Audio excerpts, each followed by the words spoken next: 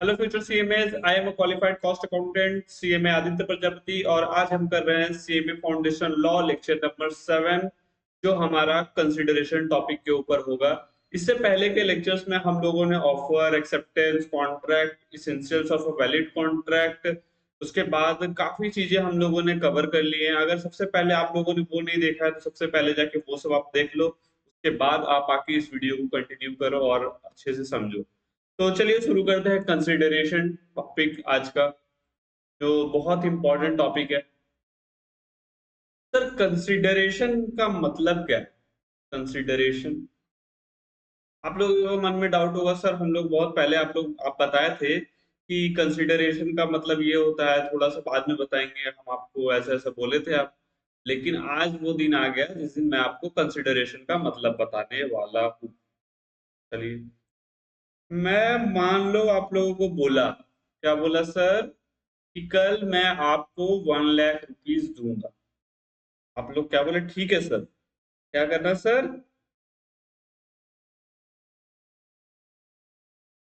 हम लोग तो सर खुशी खुशी लेंगे। 1 लाख रुपीज आप फ्री में दे रहे हो तो हम लोग क्यों नहीं लेंगे? अब फ्री में दोगे तो हम लोग लेंगे 100%। ठीक है सर। उसके बाद कल जाके मैंने क्या बोला?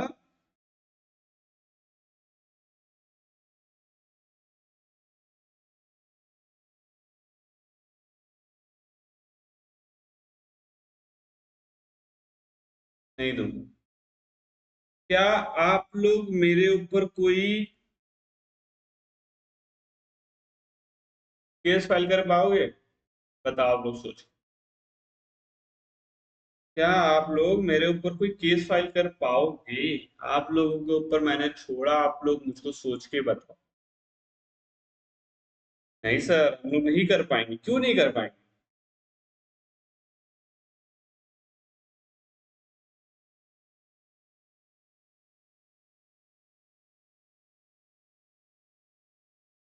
नहीं कर पाएंगे, लेकिन क्यों नहीं कर पाएंगे? आप बताओ। नहीं कर पाएंगे लेकिन क्यों नहीं कर पाएंगे? क्योंकि सर ये तो सिर्फ आपकी तरफ से कुछ आ रहा था हम लोगों के पास। ये कौन है? मैं हूं। और ये सब कौन हो तुम लोग?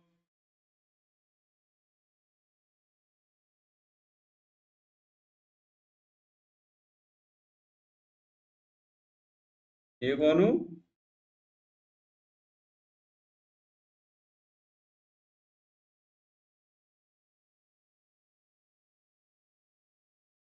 तो अच्छा सर, तो सिर्फ ये आपकी तरफ से आ रहा था और हमारे तरफ से यहाँ पे कुछ भी नहीं जा रहा।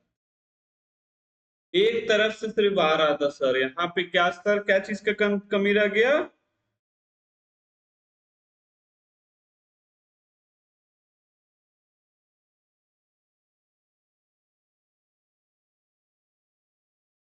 कंसिडरेशन का कमी रह गया सर, समझ में आ रहा है सर? ये एक तरफ से आया तो सर क्या कमी रह गया सर? कंसिडरेशन का कमी रह गया।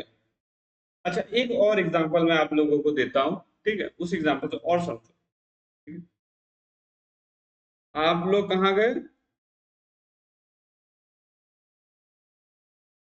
स्विगी में। अब आज भाई अच्छा दिन है तो मैंने क्या ऑर्डर कर दिया?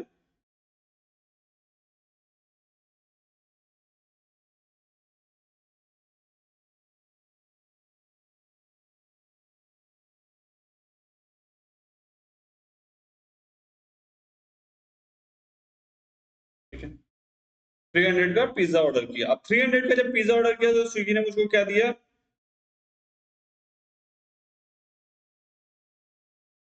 पिज्जा ला के दिया सर। अच्छा, पिज्जा जब ला के दिया तो उसने सर क्या, उसके तरफ से क्या है मेरे पास? मेरे तरफ से क्या गया सर? 300 रुपए। एक दूसरे से एक कुछ आया और गया ना? कुछ आया और गया ना? क्या हुआ सर? कंसिडरेशन में एक वर्ड है, नोट करो आप लोग।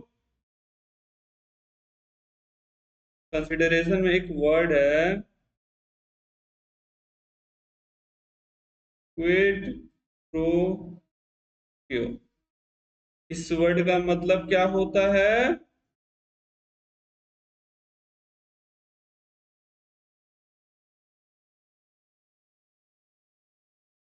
Something in return. इस वर्ड का मतलब होता है sir something in return. Quid pro क्यो, मतलब एक जन के पास से कुछ आ रहा है, दूसरे के पास भी आ रहा है, तो सर समथिंग इन रिटर्न होगा। हम लोग सबसे पहला बेस हम लोग का क्या था उतने दिनों से, हम लोग क्या समझ रहे थे उतने दिनों से? बेस में हम लोग क्या समझने की कोशिश कर रहे थे? एक पर्सन होता है सर, एक ऑफरर होता है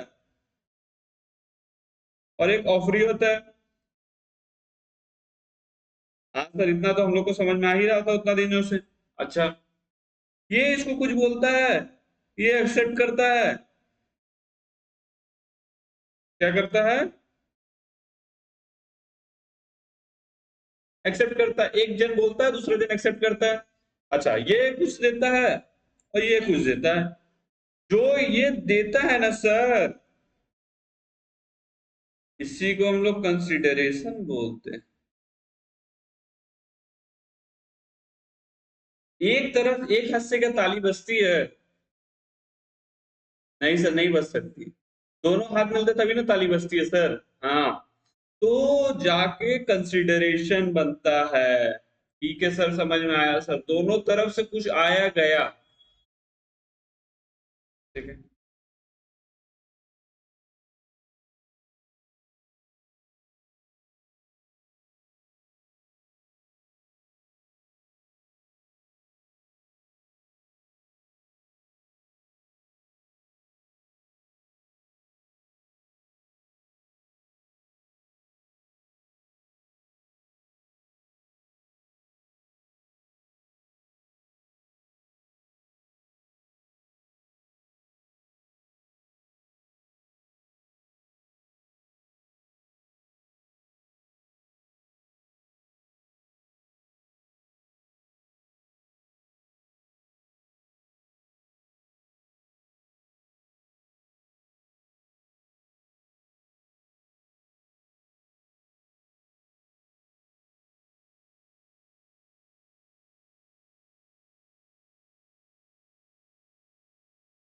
अच्छा, ये एग्जांपल में आप बताओ। यहाँ ऑफर हुआ, इतना दिन से मैं आप लोगों को समझा रहा हूँ, यहाँ पे ऑफर हुआ। हाँ सर, राहुल ने किसको ऑफर किया? विनय को। ठीक है। अच्छा, विनय ने क्या किया? एक्सेप्ट भी किया, राहुल के ऑफर को एक्सेप्ट भी किया। हाँ सर, एक्सेप्ट भी किया। ठीक है, समझ में आया सर, एक्सेप्ट भी किया। अच्छा, तो विनय के लिए कंसिडरेशन क्या है बताओ? अब आप लोग थोड़ा सोच के बताओ।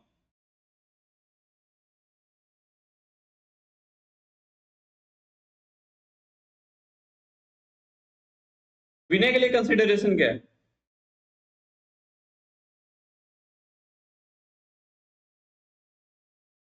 और सर राहुल के लिए?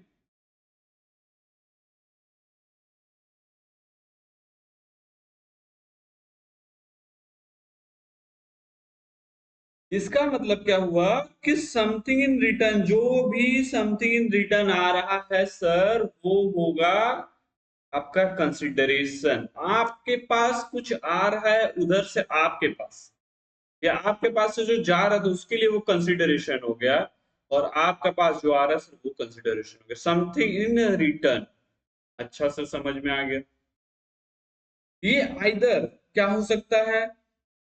कोई बेनिफिट भी हो सकता है। क्या हो सकता है?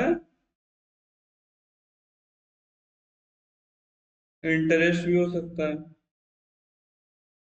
प्रॉफिट भी हो सकता है, लॉस भी हो सकता है। तो ये सब चीजों को हम लोग डेफिनेशन में समझेंगे सही से कि क्या इसका मतलब है और क्या कहना चाहेगा डेफिनेशन। ठीक है।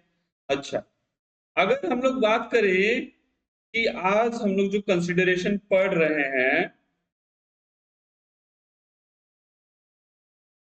क्या पढ़ रहे हैं सर? कंसिडरेशन का सेक्शन क्या है?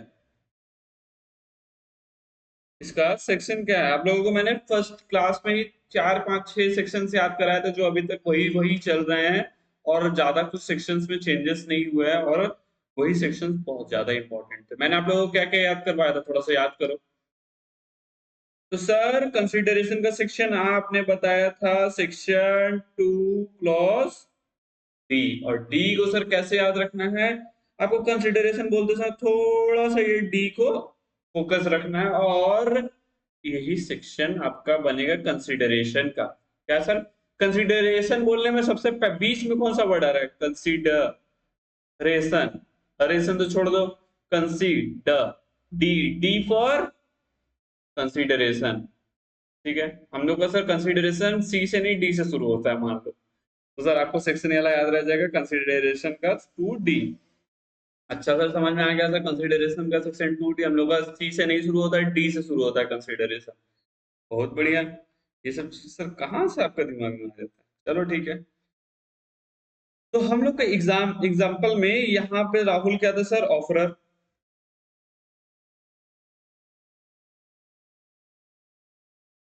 विनय क्या था सर?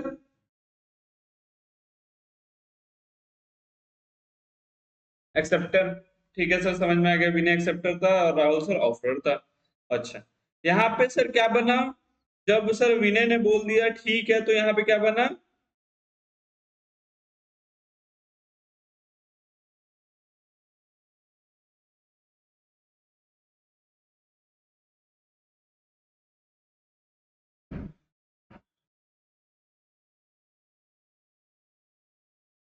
जब राहुल ने विनय को बोल दिया तो यहाँ पे पहले क्या बना?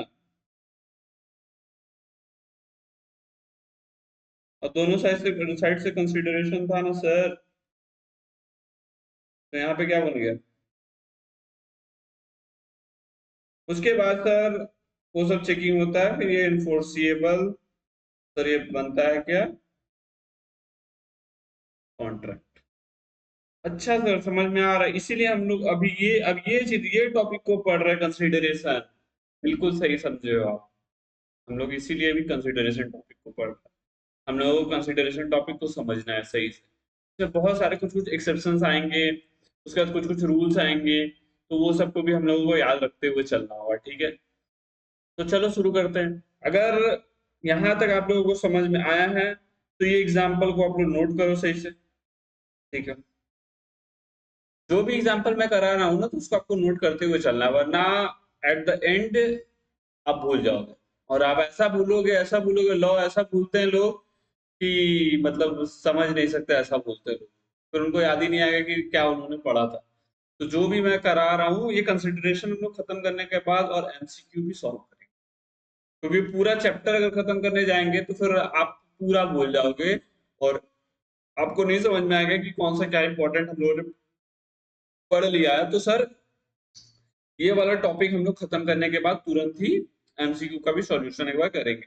तो लगे रहो और देखते रहो ये वीडियो और शेयर करो। ठीक है, तो चलो अब डेफिनेशन में अगर हम लोग आते हैं, तो डेफिनेशन को थोड़ा सा ध्यान से हम लोग पढ़ेंगे और समझेंगे। ठीक है, कंसिडरेशन का मतलब क्या होता है। ठीक है, हम लोग जानते हैं कंसिडरेशन एक्चुअली में मांग कौन रहा है? जो ऑफरर है वो ना बोल रहा है कि मैं ये देना चाह रहा हूँ और ये लेना चाह रहा हूँ। ठीक है, तो किसके डिजायर से ये चीज हो रहा है?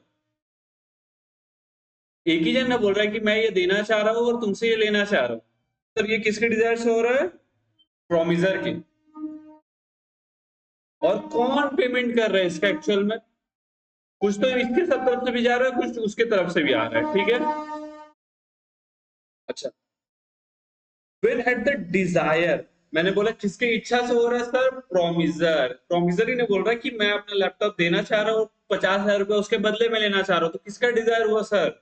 प्रोमिजर का डिजायर हुआ। ठीक है, द प्रोमिजी, हम लोग इस एग्जांपल में प्रोमिजी कौन था? विनय। प्रोमिजर राहुल। ठीक है, और डिजायर किसका था? राहुल का था, क्योंकि वो कुछ देना चाह रहा था और उसके बदले में कुछ लेना चाह रहा है। ठीक है सर, ओके। अब आगे बताइए क्या बोल रहे हैं? द प्रोमिसी और any other person has done, कर चुका है पहले से, और एब्सेंट फ्रॉम डूइंग का मतलब करने से मना कर चुका है पहले। ठीक है, डज अभी कर रहा है, या करने वाला नहीं है, मना कर चुका है। एब्स्ट्रेन फ्रॉम डूइंग मतलब मना करना। और प्रॉमिस टू डू कि करेगा, ठीक है। और abstain from doing something in future, या फ्यूचर में वो चीज नहीं करेगा, वो भी कंसिडरेशन। मैं अगर किसी को मान लो, एक एग्जांपल में मैं बोल रहा हूँ कि आप बड़े बड़े फर्म से, बड़ा बड़ा जब कंपनी सोल्ड होता है ना, तो वहां पे एक एग्रीमेंट बनता है, नॉन कॉम्पिटेंस एग्रीमेंट। कौन सा एग्रीमेंट सर? पहला बार सुन रहे हैं हम लोग ये, कि आप पहले बताए तो याद नहीं आ रहा है।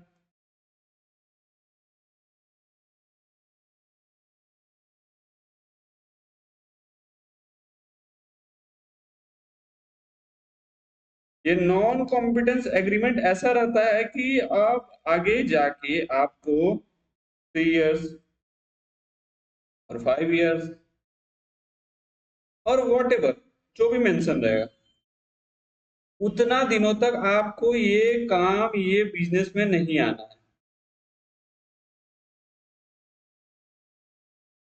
भले ही कोई भी बिजनेस हो सर, आइसक्रीम, मिल्क इंडस्ट्री हो, कोई भी मैन्युफैक्चरिंग हो, तो सर ऐसा एक एग्रीमेंट क्या बनता है? Non competence agreement. इसका मतलब क्या होता है कि नहीं करना। इसका मतलब क्या होगा सर?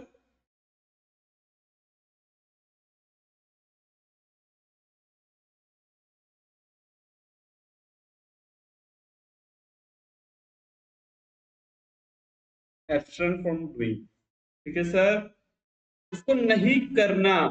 अच्छा अच्छा अच्छा अच्छा, फिर से एक बार पढ़ते हैं, अब और समझ में आएगा सर, अब और हम लोग को समझ में आएगा। सर प्रोमिजर की इच्छा से, जो प्रोमिजी है वो, या कोई और पर्सन कुछ किया है, करने से मना कर रहा है, करेगा मतलब अभी कर रहा है, और करने वाले से मना, करने से मना कर रहा है, करेगा फ्यूचर में, या फिर करने से मना करेगा फ्यूचर में। सर इसका मतलब कंसिडरेशन हम लोगों ने समझ लिया अच्छे से। अच्छा sir, consideration may consist of either some right, interest, profit, benefit accruing to other party। forbearance का मतलब क्या होता है? forbearance का मतलब सर क्या होता है? बताइए forbearance का मतलब क्या होता है? तो सर आप बताएंगे ना forbearance का मतलब क्या होता है?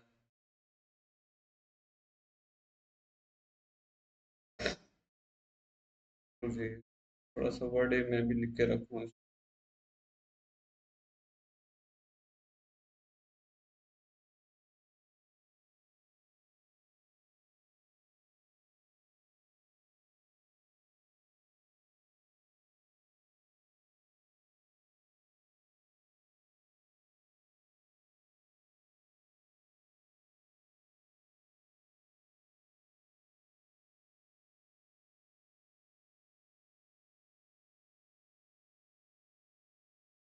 नॉट डूइंग समथिंग, ठीक है। नॉट डूइंग समथिंग सर समझ में आ गया? अच्छा सर समझ में आ गया। अच्छा, ये सर डिटरमेंट को भी नोट कर लो आप लोग।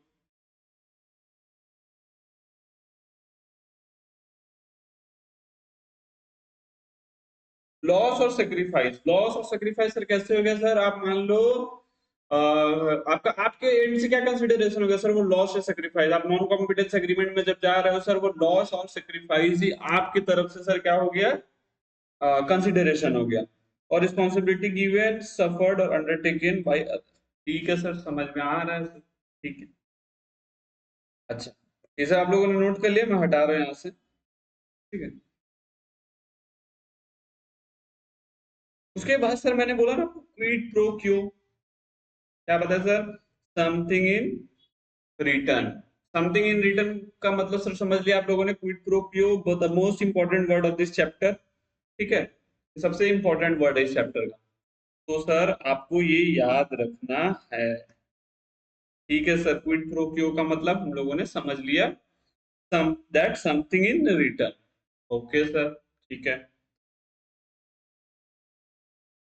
अच्छा सर, इससे पहले हम लोगों ने जो भी ऑफर, एक्सेप्टेंस, सब कुछ पढ़ा ना, कॉन्ट्रैक्ट कॉन्ट्रैक्ट जो पढ़ा सर, वहाँ पे कुछ लीगल रूल्स थे, जो सर लीगल रूल्स को फॉलो करना, मतलब एक बार देखना पड़ता था हम लोगों को कि दैट लीगल रूल्स आर, मतलब क्या है सर एक लीगल कंसिडरेशन को बनाने के लिए सर क्या लीगल रूल्स है, ठीक है।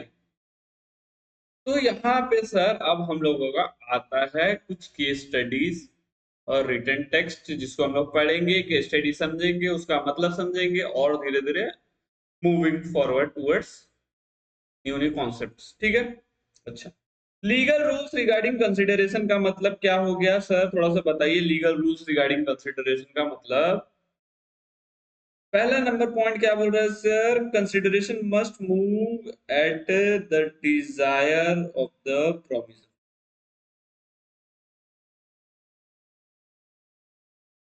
अब बताओ आप लोग, consideration must move at the desire of the promisor, हम लोग के इस एग्जांपल में प्रोमिसर कौन था?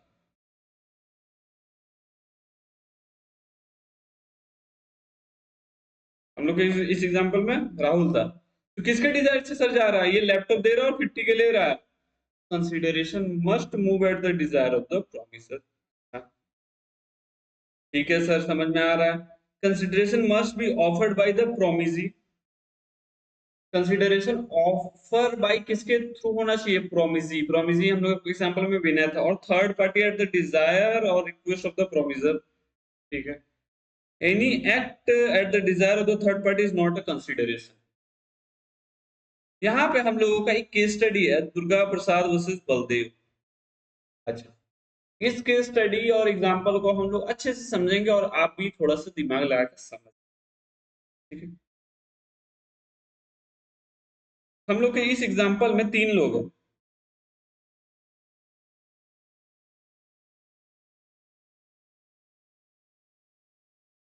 कौन है?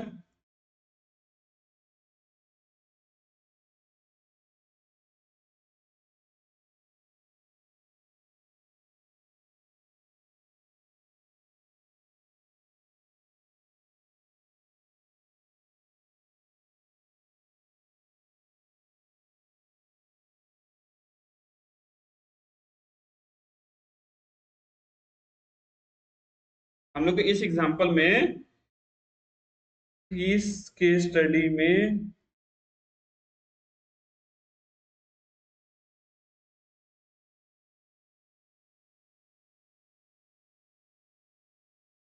हम लोग इस केस स्टडी में सर हम लोग का तीन कैरेक्टर है सर, दुर्गा प्रसाद, एक कलेक्टर है और एक बलदेव है, ठीक है। जो कलेक्टर है ना सर, वो एक एरिया को दुर्गा प्रसाद को बोलता है कि काम करो ना, यहाँ पे तुम मार्केट बनाओ। क्या बनाओ? मार्केट बनाओ। इस मार्केट में लोग आएंगे और अपना सामान बेचेंगे, ठीक है। दुर्गा प्रसाद को ये कलेक्टर जो है ये इंस्ट्रक्शन देता है। दुर्गा प्रसाद भी बोलता ओके, ठीक है भाई, सही है। ऐसे जगह में अगर मार्केट बनेगा, कोई मॉल वाले कुछ भी बनेगा, तो the sellers will attract and more buyers will attract, और यहाँ पे एक बिजनेस क्रिएट हो जाएगा। सर दुर्गा प्रसाद जो है ये मार्केट बनाया, ठीक है। अब यहाँ पे सर क्या हुआ, बहुत सारे बिजनेस आए, बहुत सारे बिजनेसमैन आए। यहाँ पे सर आके मार्केट में सेल करने चालू। वैसे ही सर एक बलदेव भी था, ये भी एक बिजनेसमैन था, ये भी सर उसी मार्केट में आया और सेल करने चालू किया। इसने फिर दुर्गा प्रसाद को क्या बोल दिया कि आपने ये मार्केट बनाया है, तो मैं क्या करूंगा, अपने सेल का एक परसेंटेज कमीशन दूंगा, क्योंकि भाई मैं आपकी मार्केट में आके बेच रहा हूँ। अच्छा, उसके बाद सर ये बलदेव बोलता है नहीं बात, नहीं दूंगा मैं। क्यों दूं? क्यों दूं? मैंने तो उसको नहीं बोला था मार्केट बनाने के लिए। क्या मैंने बोला था क्या दुर्गा प्रसाद को मार्केट बनाओ? नहीं बोला था। अच्छा, यहाँ पे कॉन्ट्रैक्ट किसके किसके बीच में हुआ था? कलेक्टर एंड दुर्गा प्रसाद के बीच में। लेकिन यहाँ पे बलदेव कौन था सर? एक बिजनेसमैन था।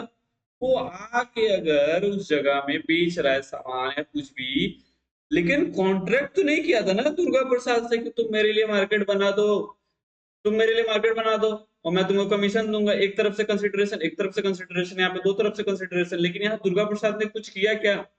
दुर्गा प्रसाद ने क्या बलदेव के लिए कुछ किया क्या? वो तो कलेक्टर के कहने पे किया था। हाँ सर, कलेक्टर के कहने पे किया था। तो समझ में आया ये कहानी?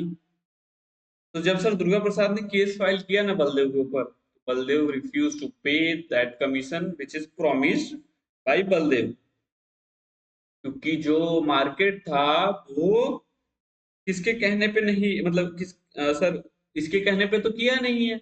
हाँ सर समझ में आ गया। अच्छा बलदेव के कहने पे नहीं किया। यहाँ पे कॉन्ट्रैक्ट किसके किसके बीच में था, दुर्गा प्रसाद और कलेक्टर। तो ये क्या कर दिया सर,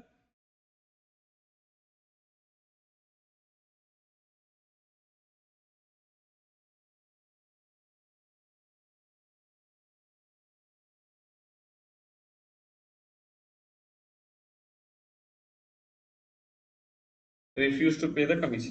ठीक है, तो आके अब हम लोग को रिटर्न में क्या लिखा हुआ है उसको भी पढ़ता है। ठीक है, अच्छा यहाँ सर डी मतलब हो गया सर बलदेव। ठीक है, डी का मतलब हो गया बलदेव। तो सर डिफेंडेंट बोल रहा है मतलब जिसके ऊपर सर केस किया गया। ठीक है, प्रोमिस टू पे, पी, पी है सर कौन,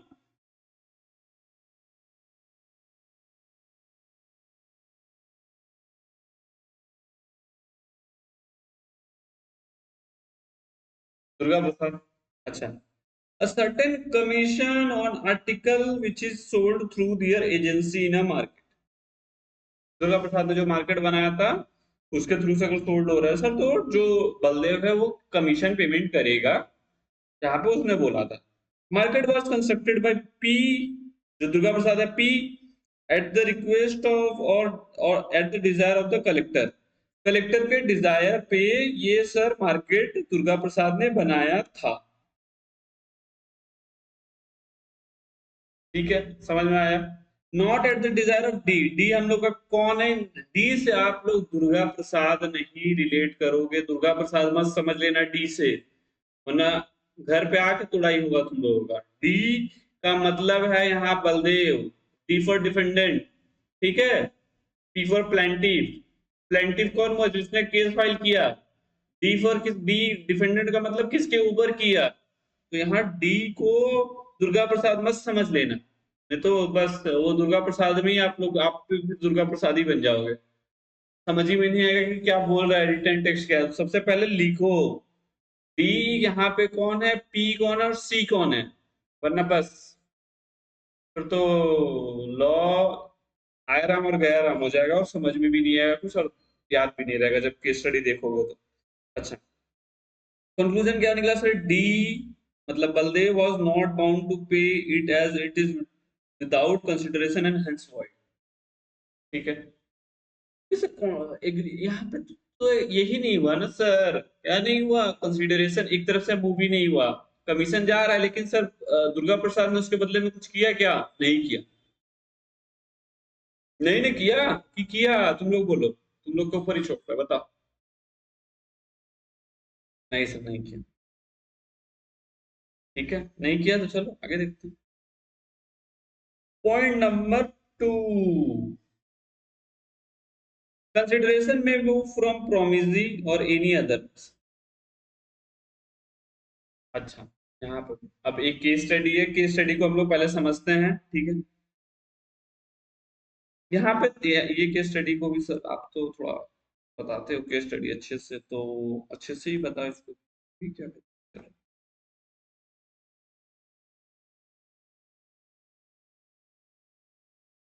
तो और दो जन का नाम कर देखते हैं, एक चिन्मया है एक रमैया है, तो सी से चिन्मया रखते हैं हम लोग।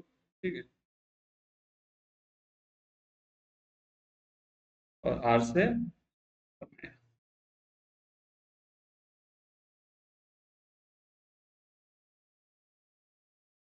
ठीक है, ओल्ड लेडी और रमैया। ठीक है,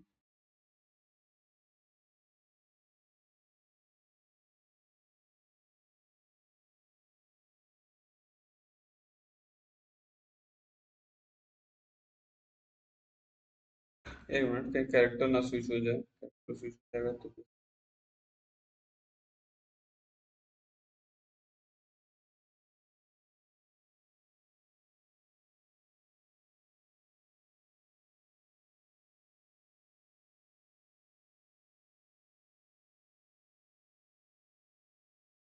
जो अंकल ना होगा उसको डॉटर। अच्छा, ओल्ड लेडी सर ये रमैया को प्रॉपर्टी देती है और बोलती है कि मैं ये प्रॉपर्टी तुमको दे रही हूँ लेकिन तुमको मंथली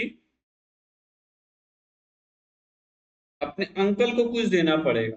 ठीक है, अब अंकल को कुछ देना पड़ेगा पैसा। अच्छा, मान लो अंकल को क्या देना पड़ेगा, 5000 monthly rupees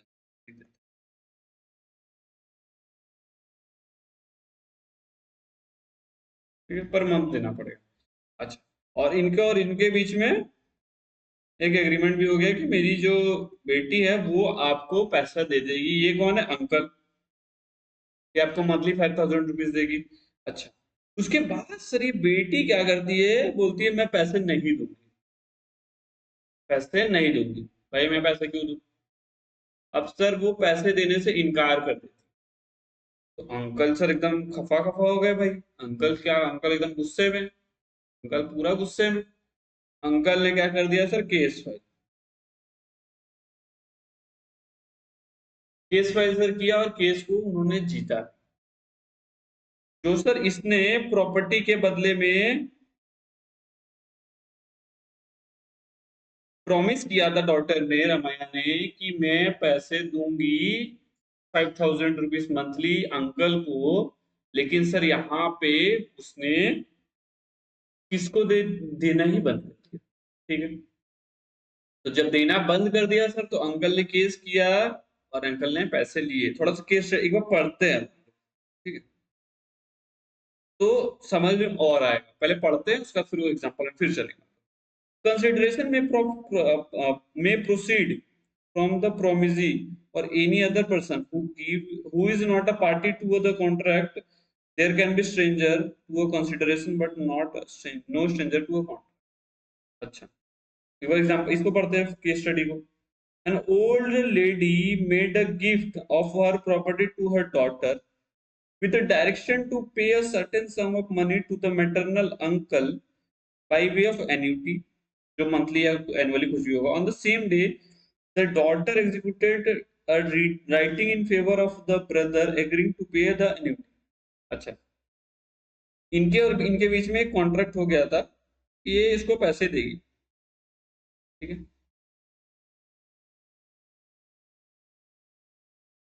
however the annuity, उसके बाद क्या की कि पेमेंट नहीं की। हाउएवर उसके बाद फिर ये सब केस हुआ और पैसा लिया। अच्छा, यहाँ पे आप देखो, यहाँ पे जो कॉन्ट्रैक्ट था वो किसके किसके बीच में फॉर्म हुआ था?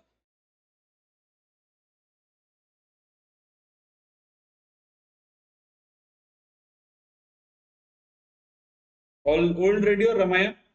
लेकिन ओल्ड लेडी का डायरेक्शन क्या था कि किसको पेमेंट करना है, अंकल को। खुद उसने पैसे नहीं लिए, उसके तरफ से क्या गया, प्रॉपर्टी के तरफ से क्या गया, प्रॉपर्टी। उसको चाहिए क्या, वो तो अपने पास भी पैसे ले सकती थी, लेकिन उसने क्या बोला कि अंकल को पैसे दे देना। अब अंकल को भी पैसे दे देना तो सर ये तो प्रोमिजर का डायरेक्शन ही आया ना। प्रोमिजी, जो प्रोमिजी कौन है हम लोग इस एग्जांपल में, रमाया। रमाया को क्या डायरेक्शन था कि उसको अंकल को पेमेंट करने हैं, लेकिन उसने क्या किया सर, वहां पे भी मना कर दिया। अब सर मना कर दिया तो यहाँ पे अंकल ने सर केस फाइल करके उस अमाउंट को रिकवर किया। क्योंकि एक्चुअली ये पैसा अगर देखोगे तो जाना तो इसके पास से इसके पास चाहिए था, लेकिन इसके डायरेक्शन से इसको मिला, तो इसको पेमेंट इसको करना था, मतलब सी को। लेकिन सर ये जो हुआ उसके बाद इसने सर केस फाइल किया और पैसे लिए।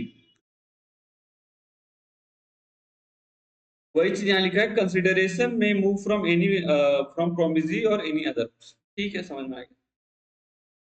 तो स्ट्रेंजर को भी ये इस एग्जांपल में अंकल ने क्या कुछ किया था, अंकल ने अपना प्रॉपर्टी दिया है, अंकल ने कुछ किया, ऐसा कुछ है? वो एक स्ट्रेंजर था ना। ये कॉन्ट्रैक्ट हुआ था लेडी और डॉटर के बीच में, जिसको इंस्ट्रक्शन थे पैसे देने के लिए, लेकिन सर यहाँ पे क्या किया, उसने नहीं दिया। तो यहाँ पे अंकल जो थे वो एक स्ट्रेंजर हो गए। ठीक है, ठीक है, समझ में आ गया। आगे आप देखते हैं एग्जीक्यूटेड और एंड एग्जीक्यूटरी कंसिडरेशन। इसका मतलब क्या होता है, एग्जीक्यूटेड एंड एग्जीक्यूटरी कंसिडरेशन? हो सकता है कि वो पास्ट में ही हो गया हो, या हो सकता है वो फ्यूचर में हो। ठीक है, वही चीज है। Consideration which consist of the performance of an act is said to be executed when it consist to a promise it sold. कंसिडरेशन हो सकता है सर पास्ट फ्यूचर कुछ भी हो सकता है सर, वही चीज है। ठीक है, कंसिडरेशन में भी पास्ट प्रेजेंट और फ्यूचर। ठीक है सर, समझ में आ गया। कंसिडरेशन, अच्छा उसके बाद क्या लिखा, कंसिडरेशन इन पास्ट में बी मोटिव बट। ठीक है सर, समझ में आ रहा है कि पास्ट और फ्यूचर और प्रेजेंट सब हो सकता है, तो ठीक। यहाँ पे क्या लिख रहा है कि consideration need not B adequate. क्या कंसिडरेशन जरूरी है? मैं मान लो ये पेन का वर्थ 50,000 रुपीज है। ठीक है, आपको भी पता है इस पेन का वर्थ 50,000 रुपीज है। मैंने क्या बोला कि अगर तुम 1,000 रुपया भी दोगे ना तो मैं तुमको ये पेन दे दूंगा। क्या मैंने एडिक्वेट प्राइस पे बेचा इसको? क्या मैं इसका फेयर वैल्यू पे मैंने इसको बेचा कि मुझको ये 50,000 मिल सकते थे मैं, लेकिन फिर भी तुमको 1,000 रुपया में बेच दिया? Is this adequate? कंसिडरेशन ऐसा बोला सर, कंसिडरेशन को एडिक्वेट होने का कोई जरूरत नहीं है। कंसिडरेशन कुछ भी हो, लेकिन हो, ये नहीं कि नहीं हो। एक एग्जांपल मैं आप लोगों को बताता हूँ, रियल लाइफ में भी आप देखे होंगे कहीं ना कहीं, अगर थोड़ा बहुत न्यूज़ देखते हो। होता क्या है कि अडानी को मान लो गवर्नमेंट ने, इसको, अडानी को सर एक बहुत बड़ा जगह, मान लो 1,000 एकड़ का जगह 1 रुपए में दे दिया। सरकार को क्या 1 रुपए का कमी पड़ रहा था क्या कि सरकार 1 ही रुपए से पूरा देश चलाएगा? सरकार को 1 ही रुपए से क्या देश चलाना था? 1 रुपए से सरकार जो है फिर 1900 में आ जाएगा और बहुत पैसा बना लेगा, ऐसा कुछ तो नहीं था। तो वो 1 रुपया क्या था?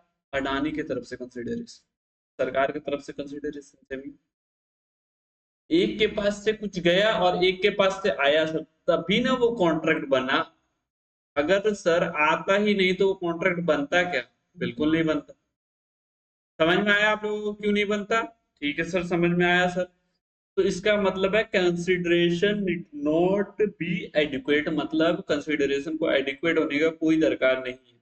कंसिडरेशन होना चाहिए is a main thing, adequate हो ये जरूरी नहीं। ठीक है सर, समझ में आ रहा है हम लोगों को, consideration need not be required to be adequate. अच्छा, आगे अब बताइए। It need not approximately the equal value. ठीक है, with promise for which it is exchange. समझ में आ रहा है? ठीक है सर। अच्छा, but it must be something. हम लोग का वो एग्जांपल में 1 रुपया जो है ना, वही समथिंग हो जाता, कुछ तो है। ऐसा तो नहीं कि नहीं कुछ है, कुछ तो है। 1 रुपया भी जो है सर वो भी समथिंग है। और लॉ रिगार्ड्स हैविंग समथिंग, 1 रुपया का भी वैल्यू है ना सर, तो है। वहां से 1 रुपया ही आ रहा है, भले से अडानी 1 रुपया का ही पेमेंट कर रहा है, लेकिन ये क्या हो रहा है, सब कॉन्ट्रैक्ट हो रहा है क्योंकि इसमें कंसिडरेशन है। कुछ आ रहा है कुछ जा रहा है, तो 1 रुपया ही आ रहा है तो सर वो भी माना जाएगा। ठीक है, something in return need not B equal और समथिंग गिवन। ठीक है, समझ में आ गया। It if consent is freely given will not be void merely because consideration is inadequate। Consideration होने का, अब मान लो यहाँ पे अब एग्जांपल में, अब मुझको एक लैंड पसंद आया, मुझको लैंड खरीदना था। अब सामने वाला बोला था 1 करोड़। मैंने क्या किया, उसके फैमिली मेंबर्स को किडनैप किया और बोला कि मैं तुमको सिर्फ 1 रुपया दूंगा या 10 रुपया, 1 लाख रुपया दूंगा और तुम ये जमीन मेरे को लिख के दो। ठीक है, अच्छा, उसने सर मान लो लिख भी दिया, तो क्या कंसेंट फ्री था? जो कंसेंट था क्या वो फ्री था?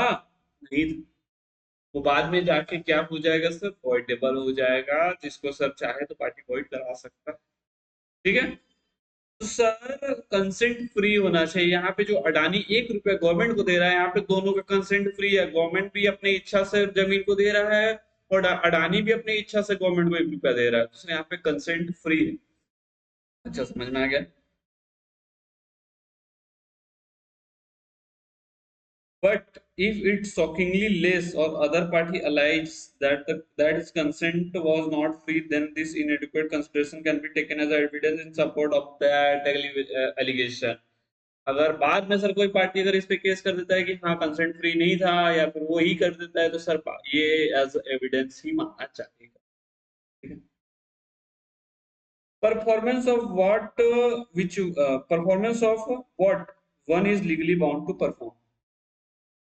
अब यहाँ इसका मतलब क्या।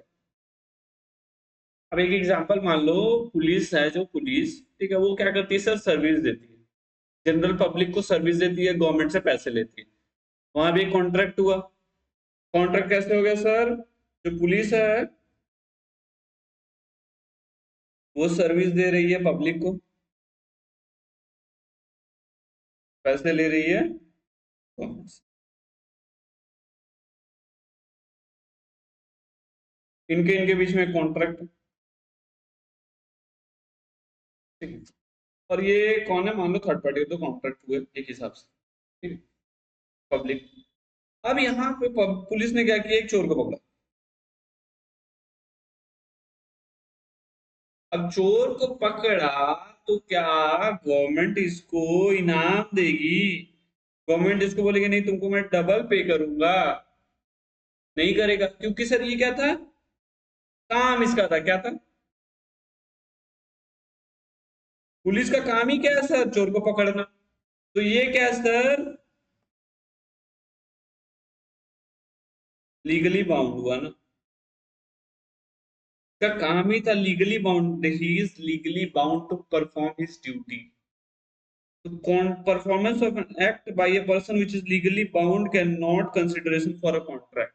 तो इसको एक्स्ट्रा कंसिडरेशन नहीं माना जाएगा क्योंकि पुलिस का काम था चोर को पकड़ना। तो यहाँ पे एग्जांपल में हम लोग का पुलिस वाला आप लोग नोट करो, एक एक एग्जांपल दे रहा हूँ, बहुत मेहनत से एग्जांपल आता है और दिमाग में लाना पड़ता है आप लोगों को पढ़ाने से पहले, क्या एग्जांपल दूंगा तो समझ में आएगा। अगर बाद में पता चला कि आप नोट नहीं कर रहे हो, पहला तो ये नोट्स अगर किसी को चाहिए सबसे पहले तो जो नीचे नंबर मूव कर रहा है सबसे पहले वहां मैसेज करो व्हाट्सएप पे, सर सीएमए फाउंडेशन का नोट्स भेज दीजिए, आप लोग को तुरंत पहुंच जाएगा, ठीक है। सबसे पहले नोट्स तो लेके प्रिंट व्रिंट करा लो सब कुछ, अगर किसी के पास नहीं है तो उसके बाद ये नोट करो। ऐसे ही अगर हवा में पढ़ रहे हो और क्लास कर रहे हो तो फिर तो भाई मेरे को मत बोलना। मैंने तो अपने नाम के आगे सीएमए लगा लिया है, तुमको अब वो सीएमए डिग्री चाहिए और अपने नाम के आगे लगाना है, तो उतना मेहनत करो। अच्छा ठीक है, अच्छा तो समझ में आ गया। But where a person promise to do more that he is legally bound to do और such promise provided it is not opposed to public policy, it is a good consideration, ठीक है। अच्छा समझ में आ गया। Consideration must be real not illusory, इसका मतलब क्या मतलब है, थोड़ा सोचिए और बताइए। Consideration must be real and not illusory. Consideration जो है ना वो रियल होना चाहिए। मैंने आपको क्या बोला,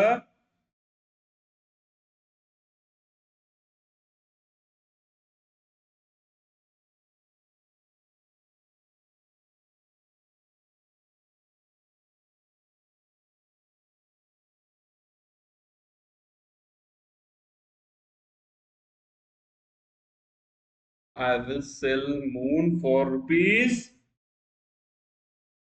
1। अब यहाँ पे ये क्या रियल है, मेरा क्या मून है, मैं बेच सकता हूँ क्या उसको, मैं बेच सकता हूँ, नहीं सर ये रियल नहीं। अब 1 करोड़ रुपए दे भी दोगे क्या, 10 करोड़ भी दे दोगे तो क्या मैं वो मून को बेच सकता हूँ क्या, ये तब क्या होगा सर, इल्यूजरी हो गया ना।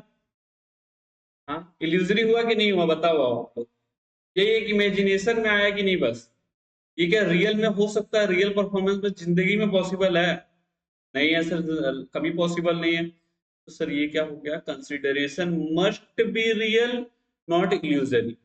अच्छा समझ में आ गया, कंसिडरेशन जो है वो रियल होना चाहिए, इल्यूजरी नहीं होना चाहिए, ठीक है सर समझ में आ गया। आप जैसे पढ़ाते हो ना सर एकदम मजा आ जाता है, चलो ठीक है।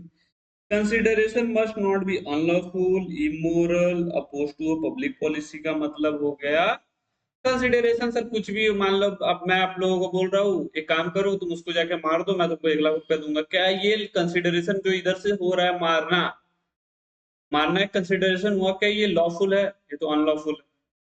तुम जाके वो बस जला दो, मैं तुमको 2 लाख रुपए दूंगा, क्या ये अपोज टू पब्लिक पॉलिसी नहीं है? पब्लिक को ये हार्म नहीं हो रहा है? एज अ लास्ट पब्लिक को ये क्या डैमेज नहीं हो रहा? हाँ सर हो रहा है। अच्छा, तो हो रहा है सर जब डैमेज, तो ये sir oppose to public policy हुआ। समझ में आ गया? इमोरल, तुम कुछ छेड़खानी कर दो, गलत काम करो, किसी के साथ दुर्व्यवहार करो, इमोरल है जो, सर वो भी सर समझ। इसका मतलब क्या हुआ कि जो कंसिडरेशन है वो मस्ट बी लॉफुल, जो कंसिडरेशन है वो मस्ट बी लॉफुल। ठीक है, तो कंसिडरेशन जो है वो लॉफुल होना चाहिए, ना कि अनलॉफुल।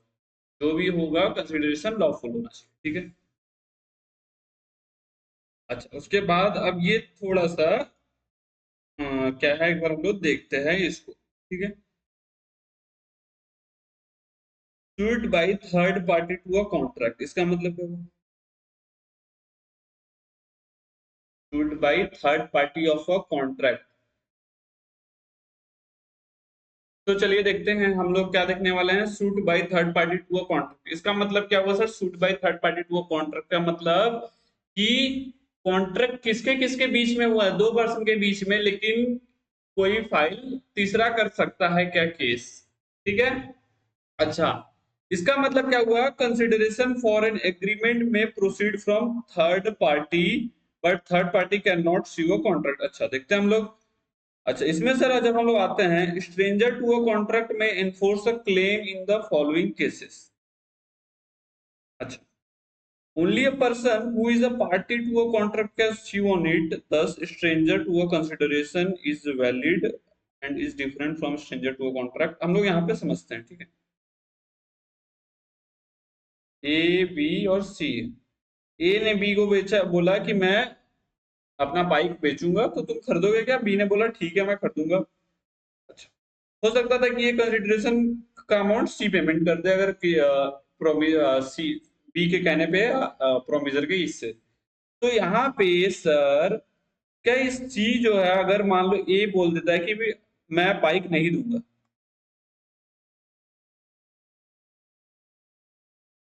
ठीक है, यहाँ पे सर बी जो है ये तो केस कर सकता है, क्या सी केस कर सकता है? नहीं कर सकता। क्यों सर नहीं कर सकता? क्योंकि ये stranger to a contract,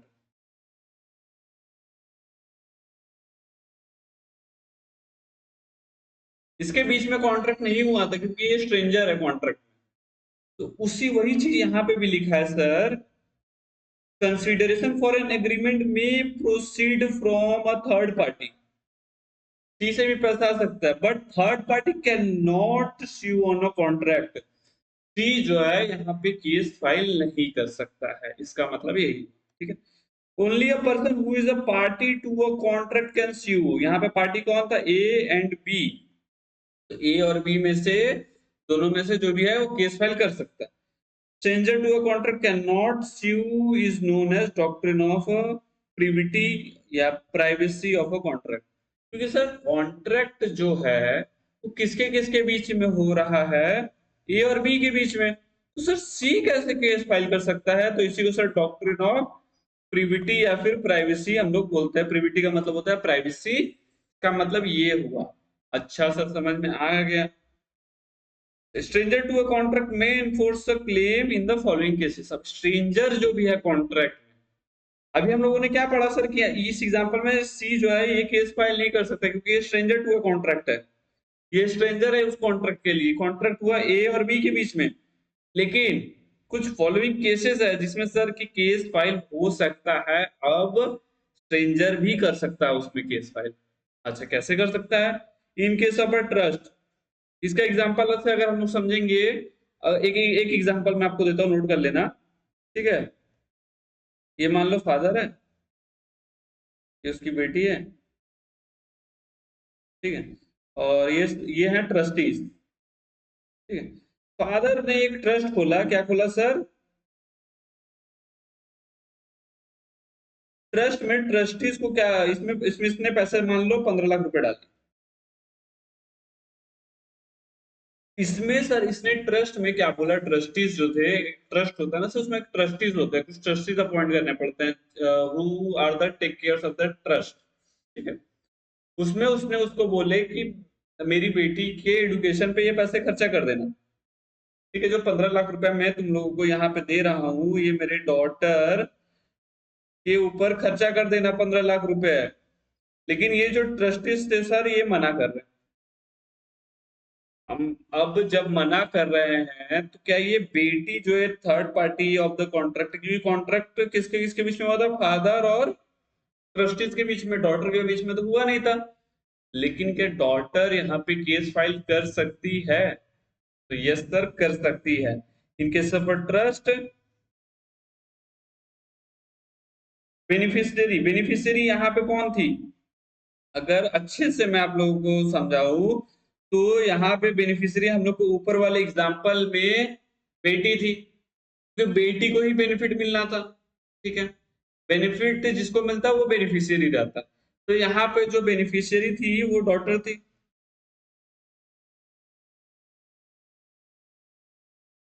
The daughter can enforce his rights, though he was not a party to a contract between settler and trustee।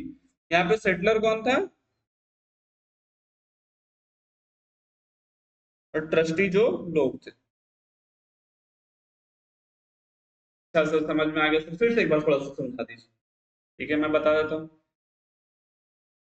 एक फादर ने एक ट्रस्ट बनाया, उसमें कुछ ट्रस्टीज अपॉइंट किए, लोगों को बोला मैं इसमें 15 लाख रुपए रख दे रहा हूँ, हो सकता है वो मरने उरने वाला था, तुम लोग ये 15 लाख रुपए से मेरी बेटी का एडुकेशन जो है वो करा देना सही से। जो ट्रस्टीज थे वो 15 लाख रुपए लेने के बाद बोल रहे हैं कि मैं नहीं कराऊंगा।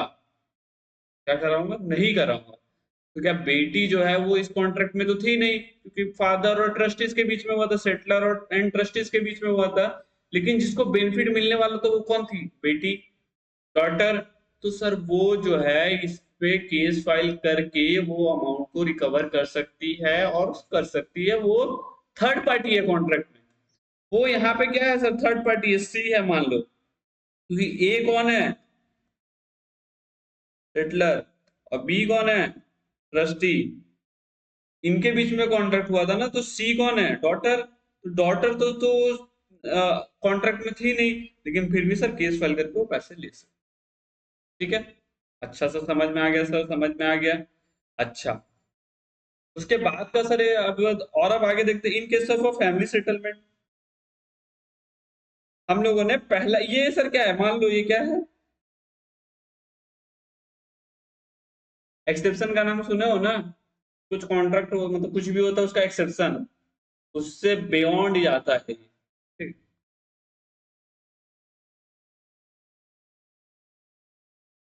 अच्छा, ये वाला एग्जांपल को अब देखो, जो भी एग्जांपल मैं बताऊंगा उसको आप लोगों को नोट करते हुए चलना है, वरना बस ये तो most confusing topic of consideration.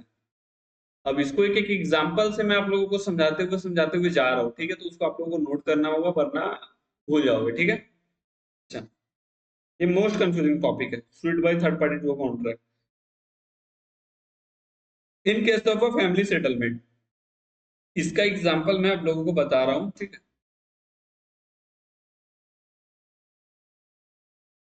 Family settlement, in case of a family settlement, ये लोग दोनों भाई है, क्या कौन है?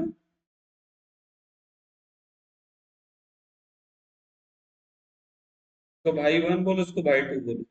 अब इनकी भी मम्मी जी होगी कोई। इनके बीच में क्या होता है कि प्रॉपर्टी रहता है, ठीक है। ये प्रॉपर्टी रहे, मान लो ये प्रॉपर्टी है, ये हाफ ये ले लिए, हाफ ये ले लिए। अच्छा, जो भाई टू है ना, वो क्या बोलता है कि 20,000 रुपीज मंथली मैं किसको दूंगा? मम्मी को दूंगा। अच्छा, प्रॉपर्टी लेने के वजह से इन्होंने क्या बोला कि मैं 20,000 रुपीज मम्मी को दूंगा, मतलब 20,000 रुपीज मंथली मैं मम्मी को दूंगा। अब ये रिफ्यूज टू पे कर दिया सर, क्या भाई मतलब बेटा है, मान लो इन्हीं का तो बेटा है, लेकिन क्या कर दिया, रिफ्यूज टू पे कर दिया, बोल रहा नहीं देगा पैसा। अब जब बोला नहीं देगा पैसा तो यहाँ पे मदर जो है can sue and recover। Contract किसके किसके बीच में हुआ था? जो फैमिली फैमिली प्रॉपर्टी था वो इनके बीच में, भाई वन एंड भाई टू के बीच में डिवाइड हुआ, ठीक है। लेकिन यहाँ मदर कौन थी?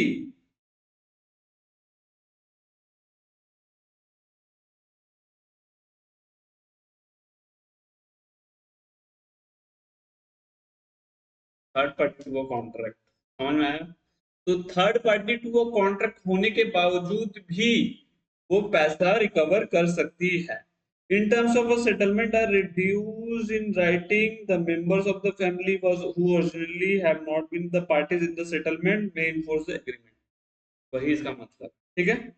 अच्छा, इन केस ऑफ थर्ड पॉइंट देखते हैं, ठीक? अगर ये आप लोगों को नहीं समझ में आ रहा है तो बताना मेरे को, मैं थोड़ा और समझाऊंगा। और अगर एक बार और थोड़ा सा पीछे जाके आप लोग इस वीडियो को थोड़ा सा देख लेना सेकेंड टाइम, तो ये आपके दिमाग में आके बैठ जाएगा, ठीक है। थोड़ा सा ये इंपॉर्टेंट टॉपिक्स है, तो समझते हैं।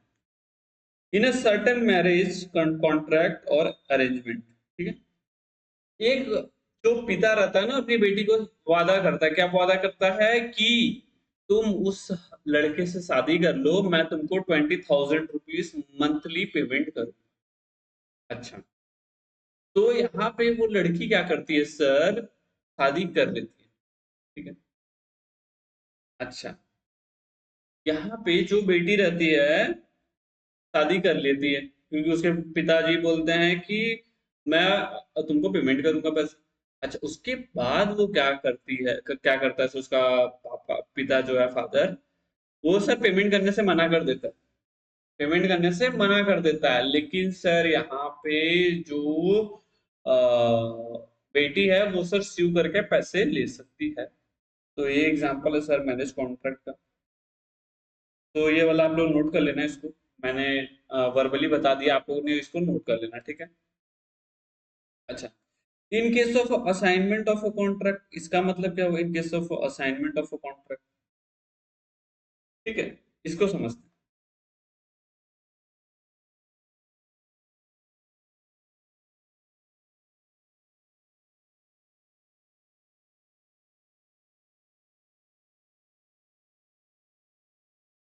समझते हैं इसको। इस कॉन्ट्रैक्ट में क्या था कि जो ए है ना वो बी से पैसे पाता था, मान लो 50,000 रुपये पाता, ठीक है। 50 के रुपीज वो पाता था बी से, कुछ होगा कुछ भी होगा, लेकिन 50,000 रुपये वो बी से पाता था। उसने बी को क्या बोला कि तुम एक काम करो, ये जो पैसे हैं ना ये सी को दे दो। इसने बी को क्या बोला कि ये पैसे सी को दे दो, 50,000। अब क्या सी, जो ये कॉन्ट्रैक्ट में था नहीं, ये थर्ड पार्टी था ना सर, पैसे किसके किसके बीच में पाना था सर, इसके इसके बीच में। सी क्या हो गया सर, थर्ड पार्टी। अब सर ये बी जो है ये पैसे देने से मना कर दिया। ए ने बोला बी को कि तुम वो पैसे जो मुझको दोगे वो तुम सी को दे दो, ठीक है। अब बी ने क्या, सी को पैसे देने से मना कर दिया। जो सी है सर वो केस फाइल करके पैसे रिकवर कर सकता है, ठीक है। वही चीज ये है, ठीक है, समझ में आ गया। In case of assignment of contract, when benefit under a contract has been assigned, benefit sir यहाँ पे किसको असाइन हो गया, सी को। बेनिफिट किसको असाइन हो गया सर, सी को। अच्छा, assignee can enforce the contract but the such assignment should not involve any personal skill, ठीक है सर, समझ में आ गया। समझ में आ गया सर, ठीक है। एक्नोलॉजमेंट और स्टपल, स्टपल का मतलब क्या होता है सर, एक्नोलॉजमेंट और स्टपल, इसका मतलब सर थोड़ा सा बताइए।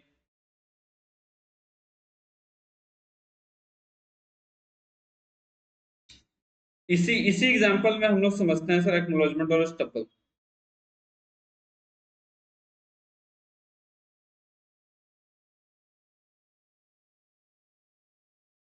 ए जो है क्या करता था सर, यहाँ पे सर क्या हो रहा है, बी जो है ए से पैसे पाता था।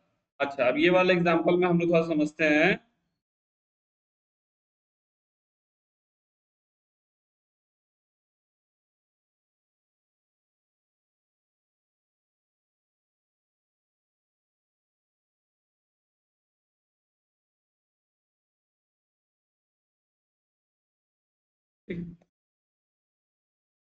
अब इस एग्जांपल में बी ए से पैसे पाता था, ठीक है सर। बी ए से पैसे पाता था, तो ए सर किसको पैसे देता सर, बी को।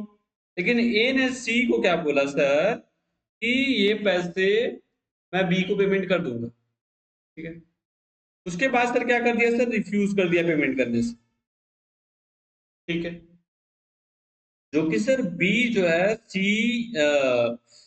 सी जो है वो बी से पैसे पाता था।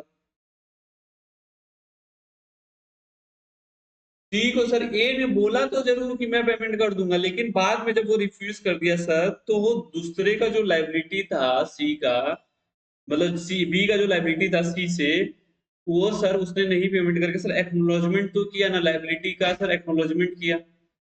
यहाँ पे आप लोग थोड़ा सा समझो, ठीक है।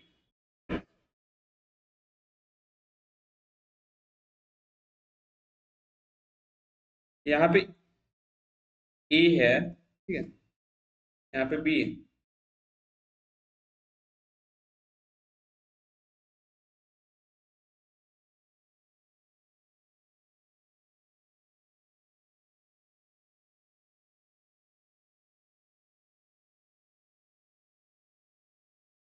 जो बी है वो ए से पैसे पाता था, और जो सी है वो बी से पैसे पाता था। तो सर यहाँ पे पैसा तो पाता था, अब ए ने क्या बोला सी को, ए चाहता सी को पेमेंट कर देता और बोल देता तो भी हो जाता, क्योंकि बी तो सी तो बी से पैसे पाता था, इनका बात हो चुका था, ठीक है, कि ए पेमेंट कर देगा। अब सर ए ने क्या बोला सी को कि नहीं नहीं, मैं बी को पेमेंट कर दूंगा, बी पाता तो मैं बी को पेमेंट कर दूंगा। आपने सर इसको पेमेंट करने का आपको बोला गया था ना, सी को, लेकिन आपने क्या बोला, मैं पेमेंट कर दूंगा, सी को बोला आपने बी को मैं पेमेंट कर दूंगा। अच्छा, उसके बाद सर आपने पेमेंट नहीं किया, रिफ्यूज कर दिया। तो सर आपने क्या किया, where promiser by his conduct acknowledges himself as an agent of a third party, it would result in a binding obligation towards third party। इसने सर सी का जो लाइबिलिटी था उसका सर एक तरह से एजेंट था ना सर बी का, उसको सर पैसे किसको देने चाहिए थे, सी को, लेकिन वो सर देता नहीं है और क्या बोलता है कि मैं पेमेंट डायरेक्टली बी को कर दूंगा। तो सर यहाँ पे अरेंजमेंट एक्नोलॉजमेंट और स्टपल होता है, ठीक है सर, ठीक है, समझ में आ गया। In case of convent condition attached with land, running with land. अच्छा, उसके बाद सर है एक और है sir, contract entered into through an agent, ठीक है सर, समझते हैं। तो सर जो contract in case of convent, इसका मतलब क्या हुआ एक बार देखते हैं sir, in case of convent, in case of convent का मतलब हम लोग देखते हैं। तो हम लोग देखते हैं sir, in case of a convent condition attached with land, running with land, इसका मतलब क्या होता है, ठीक है।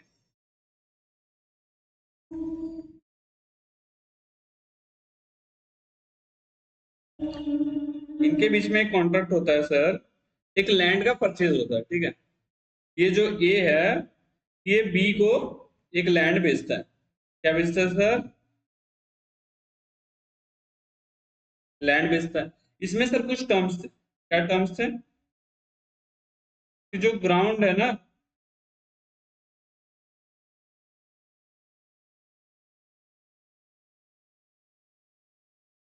उसको आपको मेंटेन कराना पड़ेगा, मेंटेन करा के रखना पड़ेगा, ठीक है। अच्छा, ये सर किसके किसके बीच में हुआ था, ए एंड बी के बीच में, ठीक है। अब ये जब जमीन बिका ना सर, तभी ये टर्म इंक्लूड हो चुका था, ठीक है, तभी ये टर्म इंक्लूड हो चुका था कि हाँ, जो भी ये जमीन को खरीदेगा, जो मतलब जो भी इसका ओनर रहेगा, वो ये एक ग्राउंड है मान लो, उसको मेंटेन करा के रखेगा, ठीक है। अच्छा, अब ये जमीन सर बी ने क्या किया, किसको बेच दिया, सी को। अच्छा, जब ये जमीन सर सी को बेच दिया, किसको बेच दिया, सी को बेच दिया, तो यहाँ पे ऑब्लिगेशन आ गया ना सर।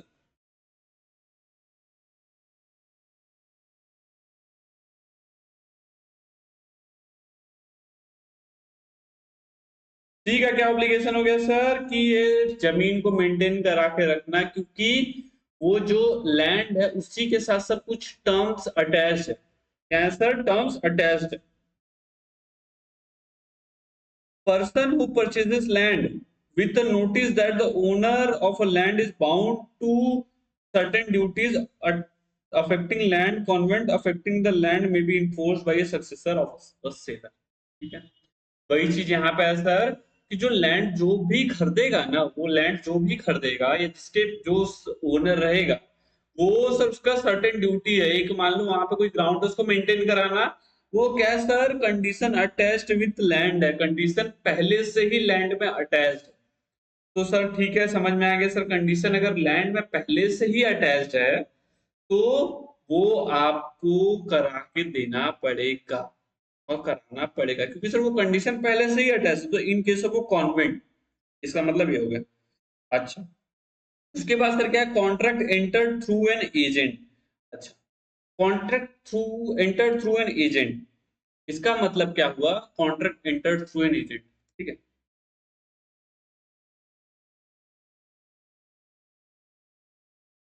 राहुल है, इसने विनय को अपॉइंट किया एज अ एजेंट। तो ये कौन हो गया सर,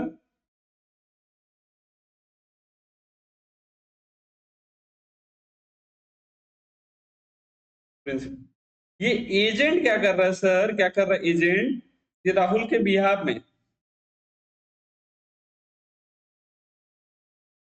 किसी, मान लो मेरे साथ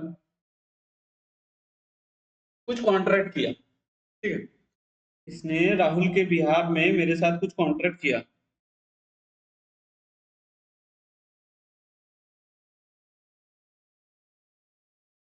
contract on behalf of Rahul. तो जब राहुल को ये पता चला ना, तो राहुल डायरेक्टली मेरे को आके बोल रहा है कि क्या मतलब ये कॉन्ट्रैक्ट हम लोगों को नहीं करना है और हम लोग विड्रॉ कर रहे हैं या कुछ भी कर रहे हैं, तो जो ये टर्म्स था ये चेंज कर रहे हैं। क्या ऐसा पॉसिबल है, थर्ड पार्टी क्या कर सकता है, थर्ड पार्टी हो गया ना सर, कॉन्ट्रैक्ट किसके किसके बीच में हुआ था, मेरे और विनय के बीच में। लेकिन on behalf of Rahul, on behalf of principal, जो विनय था वो किसके बिहाफ में काम कर रहा था, राहुल के बिहाफ में। किसके बिहाफ में काम कर रहा था, राहुल के बिहाफ में। तो जो राहुल के बिहाफ में काम कर रहा था, तो सर राहुल जो है वो भी चाहे तो टर्म्स कॉन्ट्रैक्ट सूट कुछ भी होता है तो वो भी कर सकता है, क्योंकि सर मेन फर्स्ट पर्सन कौन हो गया सर, राहुल। राहुल कौन है, मेन पर्सन। ठीक है सर, समझ में आ गया सर, राहुल मेन है तो सर वो कर सकता है। वही चीज यहाँ पे भी लिखा है sir, principal can enforce, principal यहाँ पे कौन हो गया, Rahul. The contract entered by his agent where agents has acted within the scope of the authority and the name of the principal। इसका मतलब क्या है सर, कि जो ओनर है वो भी स्यू कर सकता है उस कॉन्ट्रैक्ट में, क्योंकि सर वो एक प्रिंसिपल है और उसके बिहाफ में जो उसका एजेंट, उसने उसके मतलब राइट्स जो है उसको परफॉर्म किया था, तो sir he can sue that contract. यही है सर, समझ में आया तो sir like share and subscribe. और अगर कोई भी डाउट रह जाता है, कुछ भी डाउट अगर से इसमें रह जाता है suit by third party to contract, तो सर एक बार आप इसको कमेंट में लिख देना, मैं फिर से इस टॉपिक पे वीडियो बना दूंगा। ठीक है, अगर आपको डाउट रहता है तो लिखना, और जो जो एग्जांपल मैंने बताया हर टॉपिक का, वो नोट करते हुए आपको जाना है, तो आपको ये वाला टॉपिक याद आएगा, क्योंकि ये थोड़ा सा टफ टॉपिक है, थोड़ा सा कंफ्यूजिंग टॉपिक है, क्योंकि थोड़ा सा समझने में दिक्कत होता है। ठीक है सर, तो चलिए मिलते हैं नेक्स्ट वीडियो में। अगर ये वीडियो पसंद आए तो like share and subscribe and share it with all दो CMA students who wanting it, and उसको उनको ये बेनिफिट मिल पाए। तो चलिए टाटा, बाय बाय।